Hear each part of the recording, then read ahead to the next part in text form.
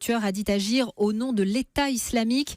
C'est la première attaque revendiquée par l'organisation sur le sol américain, Didier François. C'est la première fois qu'ils arrivent et d'ailleurs ils ont très très rapidement revendiqué cette attaque par le biais d'un petit communiqué sous forme de tweet, quelques lignes très courtes dans lequel l'organisation confirme que la tuerie d'Orlando est bien l'œuvre de l'un de ses soldats. C'est en tout cas comme ça que les terroristes appellent ce meurtrier.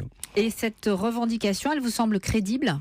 Oui, malheureusement, elle ne fait strictement aucun doute. D'abord parce que l'assassin lui-même avait pris soin d'appeler le 911, le numéro d'urgence de la police américaine, avant de commettre son acte, pour bien dire qu'il appartenait à Daesh. Ensuite, le canal qui a été utilisé par l'État islamique pour revendiquer l'attentat d'Orlando est exactement le même que celui qui avait été utilisé pour revendiquer l'attentat de Bruxelles. Ce qui veut d'ailleurs peut-être dire que, comme à Bruxelles, cette attaque n'était pas directement planifiée ou pilotée depuis la Syrie, à la différence des attentats de Paris.